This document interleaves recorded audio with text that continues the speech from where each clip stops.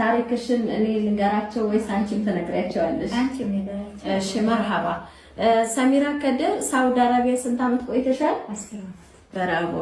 እሺ አጠገቤ ያለችው ሰሚራ ትባላለች። ትውልዷም እድገቷም ወራቤ ነው። 10 ዓመት ሳውዲ አረቢያ ሰርታለች። ነገር ግን ከመንደር ትንሽ ራቅ ብሎ ድሮ የምትተዋወቀውን ሰው እሷ ስደት ሀገር እያለች ኒካ ካላሰርን ብሎ በጣም ብዙ ስልክ ታወሩ ነበር። አቀደም ብዙ ካወሩ በኋላ እሺ ብላ ፈቅዳ ቤተሰቦቿ ጋር ሄዶ ኒካ አሰረላት ማለት ነው።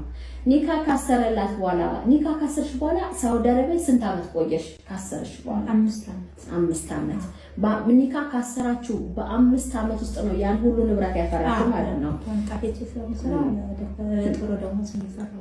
መርሐባ።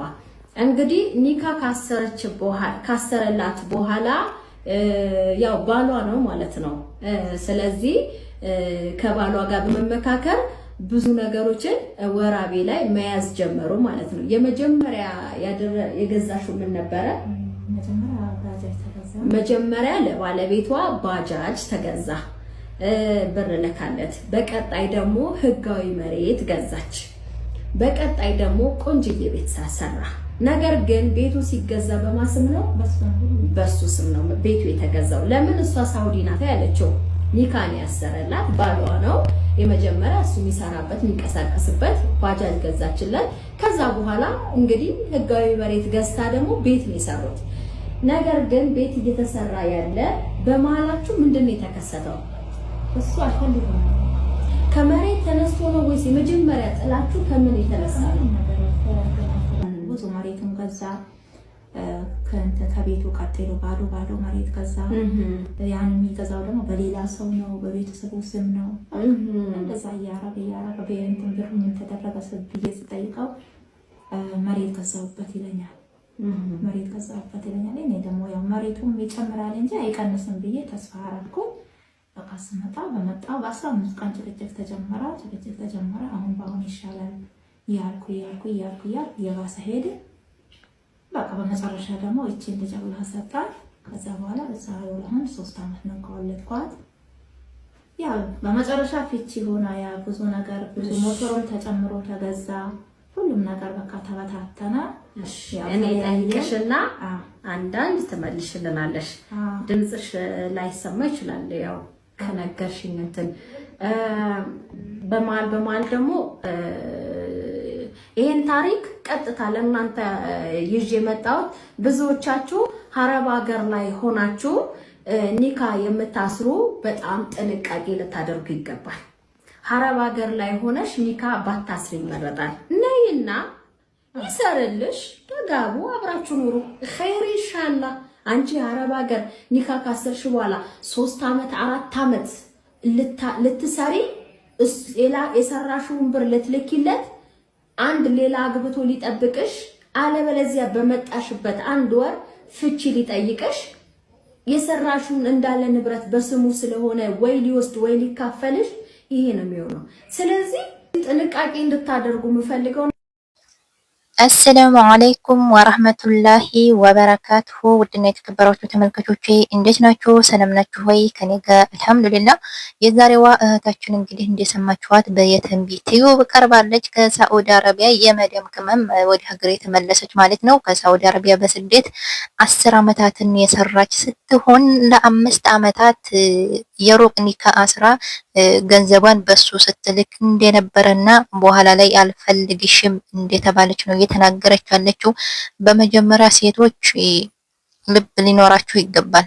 ለምን ካላችሁ አንድ ሰው አንድ ወንድ ልጅ ኢትዮጵያ ሀገር ቤት ሆኖ አንቺ የተለያየ አረብ ሀገር ሆነሽ ኒካ ታስራልሽ። በሩቅ ምን ፈልገሽ ነው የምትታሰሪው? ሲቀጥል እሱስ ምን ፈልጎ ነው አንቺን የሚያስረው?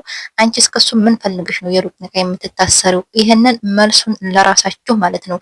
አይ ይሄ ሰውዬ ወደ ሌላ ሴት እንዳይሄድብኝ አፈቅረዋለሁ፣ እወደዋለሁ፣ ስለዚህ ኒካ መታሰር አለብኝ ካልሽ ደግሞ ምን አባሽ ፈልገሽ ነው በሱ ብር የምትልኪው? አትይዥም ራስሽ ወይንስ በቤተሰቦችሽ አትልኪም? እናንተ እኮ ወንድን በብራችሁ እየገዛችሁ ስንት ጀግናና ቆፍጣና ሴቶችን እያሰደባችሁ እኮ ነው ኢትዮጵያ ታገቢያለሽ፣ ኒካ ትታሰሪያለሽ በሩቅ። ከዛ እየሰራሽ በየወሩ ብርሽን ትልኪያለሽ፣ ቤተሰቦችሽን ትረሻለሽ።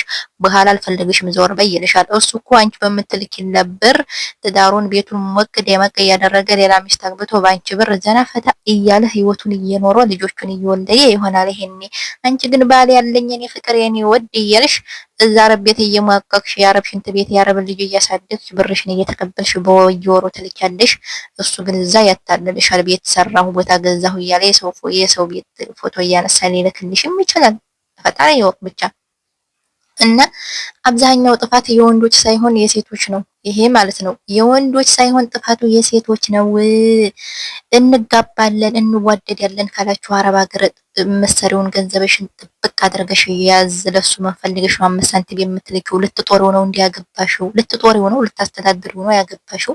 አንቺ አረብ ሀገር ሆነሽ ኒካ ያሰርሽው እየሰራሽ እሱን እንድታስተዳድሪ ነው። እየሰራሽ የሱን ትዳር የሱን ቤት እንድትመሪለት ነው ወይንስ የራስሽን ትዳር የራስሽን ቤት እንድትመሪ ነው እየሰራሽ ለሱ የምትልኪው? የኔ ጥያቄ ማለት ነው። ሴቶች ግን በነገራችን ላይ የሰው ልጅ ልክ እንደመልኩ አስተሳሰቡን ይለያል። የኔ አስተሳሰብ በነገራችን ላይ በወንዶች ዙሪያ መጥፎ አስተሳሰብ ነው ያለኝ። መጥፎ ስላችሁ እንደዚህ ወንድ ልጅ በገንዘብ የሚገዙ ሴቶች እንዴት ጨጓራዬን እንደሚያቃጥሉኝ የትም ይሁን ሰርቶ ይደር። ስራ ካለሽ ደግሞ ሰርተሽ ራስሽን ቻይ፣ ቤተሰቦችሽን እርጂ። ጠይብ እሱ ጉልበት እያለው እጅ እግር እያለው ጤነኛ ሆኖ አንቺ በሩቅ ኒካ ታስረሽ ወይንም አብረሽውም ሆነሽ ሊሆን ይችላል። እሱ እያውደለደለ አንቺ ስራ ትሰሪያለሽ፣ እሱን ታስተዳድሪያለሽ ማለት ነው። ስለዚህ ምን ይባላል አሁን ላይ ትዳርን ቤትን የሚያስተዳድሩት ወንዶች ሳይሆኑ ሴቶች ነው። ቁጭ ኧረ በፈጣሪ ምን ጉር ነው ግን! እና በሁሉም ሀገር እኮ ነው አሁን ላይ በቃ የተለመደ ነገር ሆኗል። ሴት ልጅ ናት ወንድን እያስተዳደረችው ያለችው። ስለዚህ ኢትዮጵያ ላይ ደግሞ በጣም ከባድ ነው። አንድ ሴት በሩቅም ይሁን በቅርብም ይሁን ኒካ ከታሰረ ሴት ልጅ ገንዘብ ካላት መብቱ ነው። ለምን 5 ዓመት አይደለም ለምን 20 ዓመት አትሰሪ? ኒካው እስካለ ድረስ የ20 ዓመት ደመወዝሽን ትከፍያለሽ ለሱ። ጠይብ እንደዚህ ነው የኢትዮጵያ ሕግ። የኢትዮጵያ ሕግ እየፈረደ ያለው እንደዚህ ነው።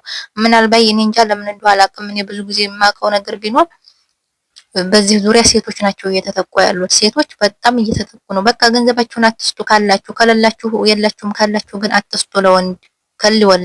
ለምንድን ነው ለወንድ ብር የምትሰጡ?